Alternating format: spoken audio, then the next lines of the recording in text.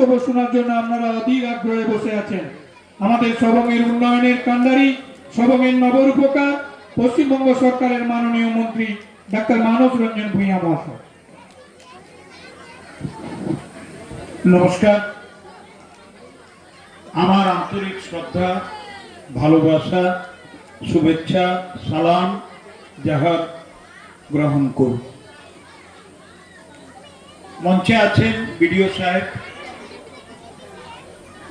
মঞ্চে আছেন আবু কালাম ভাই আমাদের নেতা, বাবুলাল বাবু আমাদের নেতা সভাপতি, আছেন বিপুল বাবু, সনাতন ভাই পঞ্চায়েত এবং পঞ্চায়েত সমিতির সভানেত্রী মৌসুমী, আছেন বাদল বাবু আমার প্রতিনিধি, রুস্তম ভাই, সুকুমার, সব পঞ্চায়েতের সদস্যগণ, প্রধান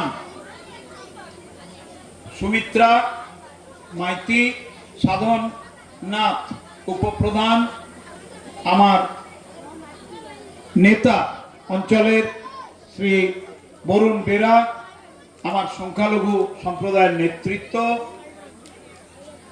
এবং আপনারা। এখানে আমার অনেক পুরনো দিনের সহকর্মীরা এসছেন, আমি তাদের লক্ষ্য করছি।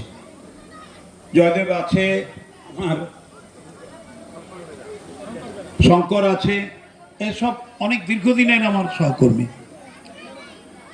বিধান আছে, সর্বোপরি মায়েরা আছেন, ভাইরা আছেন, গুরুজনেরা আছেন, আর বয়স্ক মানুষরা আছেন। আমার অনেক দিনের স্বপ্ন ছিল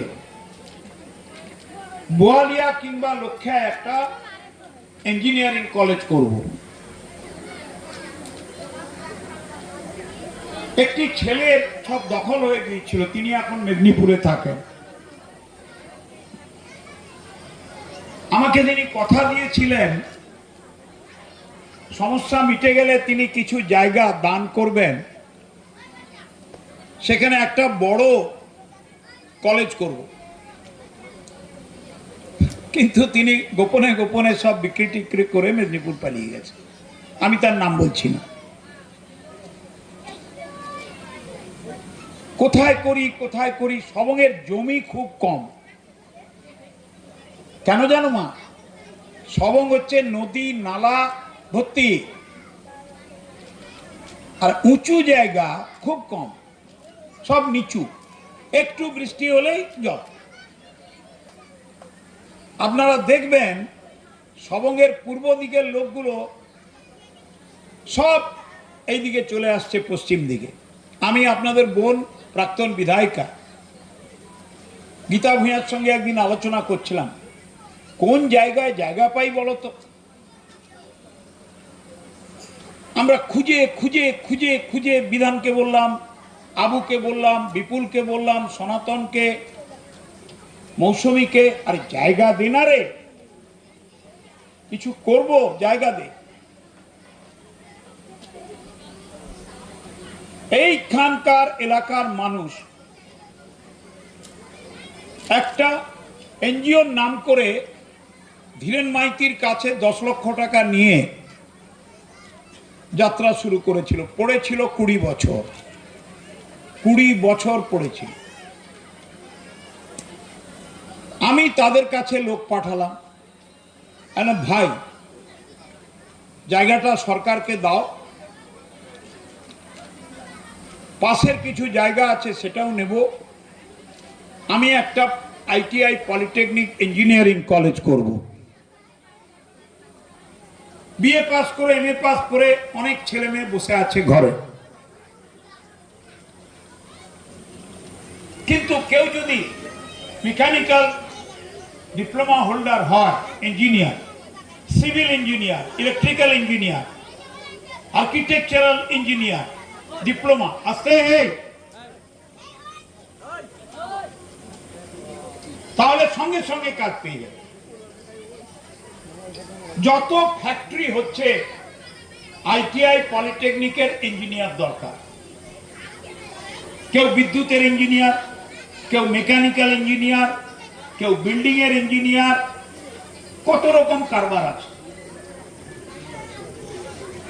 আমি মুখ্যমন্ত্রীকে চিঠি লিখলাম যে ম্যাডাম, সবংয়ের মতো গরিব জায়গায় আমার কোনো ফ্যাক্টরি নেই, আছে শুধু মাদুর শিল্প আর কিছু জায়গায় জরির কাজ। উনি বললেন কি করতে হবে, জায়গা দিতে পারবেন? আনা দেব। বলে একটু ওয়েট করুন, কেন্দ্রীয় সরকার তো 1,77,000 কোটি টাকা আটকে রেখেছে, দেয়নি। রাস্তার টাকা বন্ধ, 100 দিনের মজুরি এনআরইজি এর টাকা দিল না। 4 বছর লড়তে লড়তে লড়তে লড়তে মমতা ব্যানার্জি মজুরির টাকা 3,700 কোটি টাকা। আপনাদের কি সবাই 100 দিনের টাকা পেয়েছেন? তো পেয়েছেন কিনা বলুন? দিল্লি দেয়নি, বিজেপি দেয়নি, মমতা দিয়েছে। এখনো মাল মশলার টাকা দেয়নি, আরো 4,000 কোটি টাকা। কলকাতা হাইকোর্ট অর্ডার করেছে 1 আগস্ট থেকে কেন্দ্রকে 100 দিনের স্কিম চালু করতে হবে। আমরা সাধুবাদ জানিয়েছি, কিন্তু তার সঙ্গে আমার মুখ্যমন্ত্রী কেন্দ্রকে বলেছে যে 7,300 কোটি টাকা তোমার কাছে পাই আমরা 4 বছর, টাকাটা দাও। এখনো সিদ্ধান্ত হয়নি। আমরা কিন্তু বসে নেই। 100 দিনের কাজ বন্ধ করেছে কেন্দ্র, কিন্তু আমরা কর্মদিবস চালু করেছি রাজ্যে। আমরা ইতিমধ্যে 46 লক্ষ কর্মদিবস পাস করে দিয়েছি, কাজ চলছে। আমার ইরিগেশন ডিপার্টমেন্ট চলছে, এগ্রিকালচার চলছে, ক্ষুদ্র সেচ চলছে, বিদ্যুৎ চলছে, পিএইচই চলছে।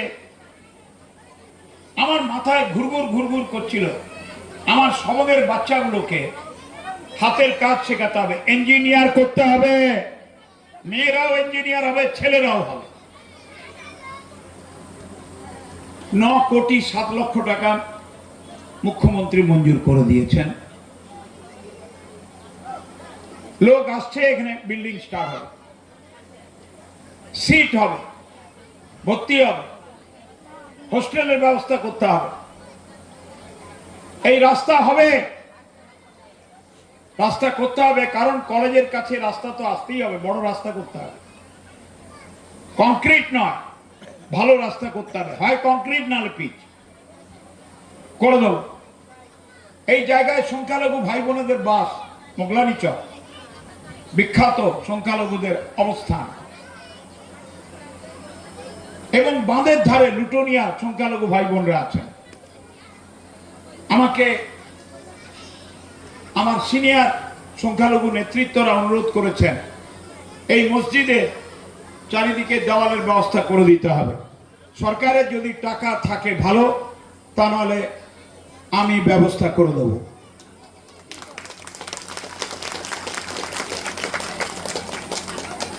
পবিত্র স্থান, আমরা হিন্দুরা যেমন মন্দিরে ঢুকে প্রদীপ জ্বালিয়ে, ঘন্টা বাজিয়ে, শাঁখ বাজিয়ে দেবতার আরাধনা করি, কালীকে ডাকি, শিবকে ডাকি, আমার সংখ্যালঘু ভাই বোনেরা এই মসজিদে গিয়ে আল্লাহ তাআলার উদ্দেশ্যে প্রার্থনা করেন, আজান করেন।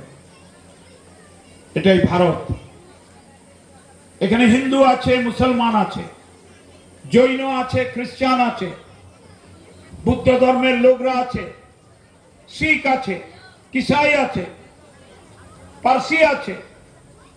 এটার নাম ভারত। কবি নজরুল ইসলাম লিখেছিলেন, একই বৃত্তে দুটি কুসুম, হিন্দু মুসলমান। হিন্দু যার নয়নের মণি, মুসলমান তার প্রাণ। আমার মুখ্যমন্ত্রী দেখুন, আমার পার্টির প্রতীক কি? সবুজ ঘাসের উপর জোড়া ফুল। ঘাসটা কি? দেশ, মাটি। আর দুটি ফুল, একটি হিন্দু, একটি মুসলমান। তো আমার দলের নেত্রী মমতা বন্দ্যোপাধ্যায় তার জীবনের আদর্শকে দেশের আদর্শ করে মন্দির মসজিদকে এক জায়গায় দাঁড় করিয়ে বলেছেন, এটাই বাংলা, এটাই দেশ, এটাই ভারত।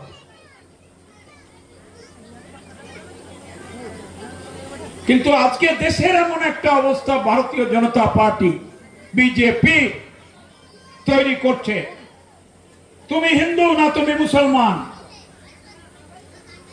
তুমি মন্দিরে যাবে না তুমি মসজিদে যাবে, তুমি মমতা না তুমি মমতাজ, ভাগ করতে চাইছে।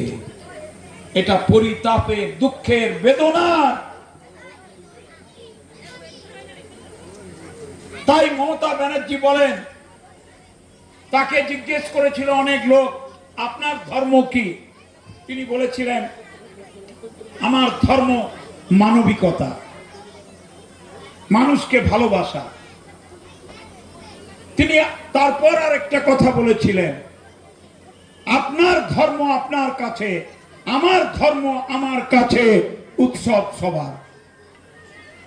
ঈদে যখন আমরা মিলিত হই, গলাগলি করি, সিমাই খাই, পায়েস খাই, ঈদ মিলান উৎসব করি, আমরা সবাই জড়িয়ে পড়ি।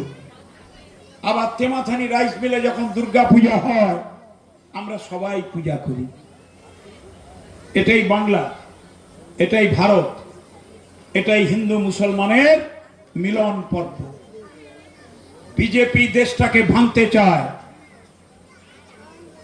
বাংলাকে ভাঙতে চায়। 1,77,000 কোটি টাকা আটকে রেখেছে, রাস্তার টাকা আটকে রেখেছে। আমাদের নিজেদের টাকায় 22,000 কিলোমিটার রাস্তা মমতা করেছেন। 100 দিনের টাকা আটকে রেখেছে। 3,700 কোটি টাকা মজুরি, গরিব মানুষ। বিজেপি আছে, তৃণমূল আছে, সিপিএম আছে, কংগ্রেস আছে, কোনো বাদ বিচার নেই, সবাই টাকা পেয়েছে। আমরা বিনা পয়সায় চাল দিই রেশনে, কোনো ভাগ, কোনো বিভেদ করি না। 5 লক্ষ টাকা একটা পরিবারের 5 জন চিকিৎসা পাবে, স্বাস্থ্য সাথী কার্ড, কোনো বিভেদ করি না। আমরা কন্যাশ্রী স্কলারশিপ দিই মেয়েদের পড়ার জন্য, স্কুল, কলেজ, বিশ্ববিদ্যালয়, কোনো ভেদাভেদ করি না। মুসলিম ভাই বোনদের ওবিসি তালিকায় ঢুকিয়ে আমরা বিধানসভায় আইন পাস করিয়েছিলাম। কিছু লোক হাইকোর্টে গিয়ে আটকেছে, এদের চিনে রাখুন। আমরা চাই ধর্মের ভিত্তিতে যখন কোনো রিজার্ভেশন হয় না, তাই OBC A, OBC B category ভাগ করে মুখ্যমন্ত্রী আমার সংখ্যালঘু ভাই বোনেদের ওবিসি ক্যাটাগরিতে ঢুকিয়ে দিয়েছিলেন। কিছু লোক চক্রান্ত করে এটার এগেইনস্টে ইনজাংশন করেছে, আমরা লড়াই করব। আপনাদের পক্ষে আমরা আছি। তো আজকের কলেজটা যখন হবে, খুব ভালোবেসে একে রক্ষা করবেন। আজ গীতা ভূঁইয়া, আমি, আবু কালাম, বাবুলাল, মৌসুমী আছি, বিডিও সাহেব আছেন, বাদল বাবু আছেন, বিপুল আছে, সুকুমার আছে, রুস্তুম আছে, প্রধান আছে। একদিন আমি থাকবো না রে ভাই, অন্তকালের দিকে চলেছি পদে পদে, সেদিন আপনারা থাকবেন,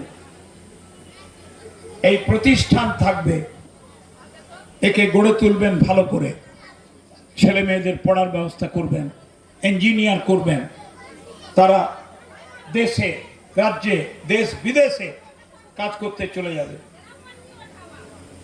প্রতিষ্ঠানটাকে নিজের বাড়ির মতো রক্ষা করবেন, এই অনুরোধ জানিয়ে মুখ্যমন্ত্রী মমতা বন্দ্যোপাধ্যায়কে আমার 100 কোটি নমস্কার জানিয়ে, মুখ্যমন্ত্রী মমতা বন্দ্যোপাধ্যায় জিন্দাবাদ এই কথা বলে আমার কথা শেষ করলাম।